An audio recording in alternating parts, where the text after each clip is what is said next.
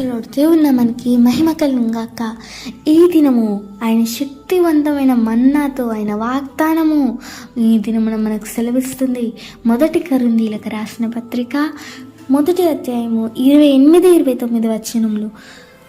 బలవంతులైన వారిని సిగ్గుపరచుటకు లోకంలో బలహీనులైన వారిని దేవుడు ఏర్పరచుకొని ఉన్నాడు. ఎన్నిక అయిన వారిని వ్యర్థం చేయుటకు లోకంలో నీచులైన వారిని, తృణీకరింపబడిన వారిని, ఎన్నిక లేని వారిని దేవుడు ఏర్పరచుకుని ఉన్నాడని ఈ దినమున వాక్యం సెలవిస్తుంది. మరి ఇక్కడ దేవుని వాక్యం సెలవిస్తుందని బలవంతులైన వారిని సిగ్గుపరచుటకి బలహీనులను ఎంచుకుని ఉన్నాడని దేవుని వాక్యం సెలవిస్తుంది. నా వల్ల ఏది కాదు, నా చేతిని ఏది కాదు, నేను ఏమి చేయలేను, నేను ఏది సాధించలేను, నేను ఎంతో బలహీనురాల్ని అని అనుకుంటున్నామేమో ప్రియ సహోదరి సహోదరుడా. మరి ఈ వాక్యము ఈ దినమున నీ కొరకే దేవుడు రిలీజ్ చేస్తున్నాడు.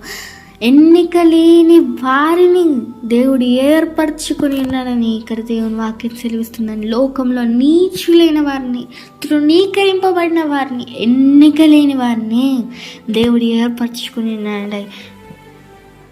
అయితే ఈ దినమున దేవుని వాక్యము నీ కొరకే దాచబడి ఉన్నది. నువ్వు బలహీనవేమో, తృణీకరించబడి అంతర్చేత ఎన్నిక లేని దానవని అనిపించబడ్డావేమో. అయితే ఈ దినమున దేవుని వాక్యం సెలవిస్తుంది, ఇక నుండి నేను నిన్ను ఎన్నుకున్నాను, ఇక నుండి నువ్వు నా చేత ఏర్పరచబడ్డదానవి అని దేవుని వాక్యం సెలవిస్తుంది. ధైర్యం తెచ్చుకో ప్రియ సహోదరి సహోదరుడా. ఈ దినమున ఆయన వాక్యం ఎంతో శక్తివంతమైన మన్నా ఆయన మనకు అనుగ్రహించి ఉన్నాడు.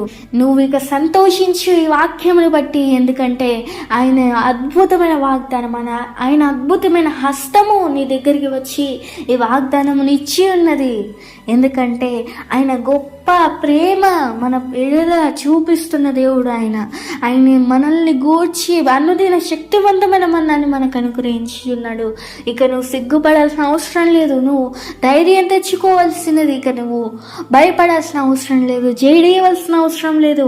ఇక అందరి ఎదుట నిన్ను తక్కువ చేసి మాట్లాడుతున్నారేమో, అందరి ఎదుట నువ్వు తక్కువై ఉన్నారేమో, ఎన్నిక లేని వారై ఉన్నారేమో. అయితే ఇక్కడ దేవుని వాక్యం సెలవిస్తుంది, నిన్ను నేను ఏర్పరచుకుని ఉన్నాను, ఈ క్షణం నుండి నిన్ను నేను ప్రతిష్ఠించి ఉన్నాను, నీవు నా సొత్తు, నేను నిన్ను ఏర్పరచుకుని ఉన్నాను అని దేవుని వాక్యం సెలవిస్తుంది.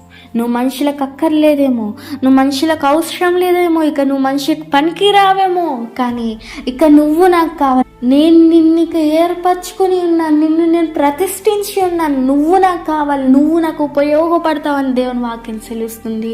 ఆయన గొప్ప వాక్యం ద్వారా ధైర్యం తెచ్చుకో ప్రియ సహోదరి సహోదరుడా. మరి తలలో ఉంచినట్లయితే ప్రార్థించుకుందాం. మహోన్నతుడైన దేవానికి వందనములు ప్రభువా.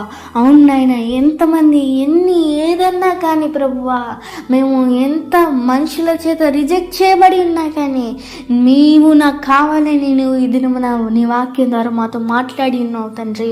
అనుదినము నీ శక్తివంతమైన మన్నాతో మమ్మల్ని భద్రపరుస్తూ బలపరుస్తూ నీ వాగ్దానంతో మమ్మల్ని ఎంతగానో స్థిరపరుస్తున్న దేవానికి వందనములు. మరి నీ ప్రేమకే వందనములు. నీవు మాకు ఇస్తున్న అనుదిన మన్నాకే, నువ్వు మా పట్ల కలిగజేస్తున్న ఈ ధైర్యముకై నీకు వందనములు చెల్లిస్తూ, ఏసే నీ కోట్ల కృతజ్ఞతాస్తుతులు చెల్లిస్తూ ఈ వాక్యం చూస్తున్న వారిని దీవించి ఆశీర్వదించమని, ఈ హోలీ స్పిరిట్ మినిస్ట్రీస్ని జ్ఞాపకం చేసుకోమని, అందరినీ దీవించి ఆశీర్వించి రెక్కల కింద భద్రపరచమని నా ఈ ప్రార్థన తోటి ఏసే నామములో వేడుకొంచున్నాం పరమ తండ్రి.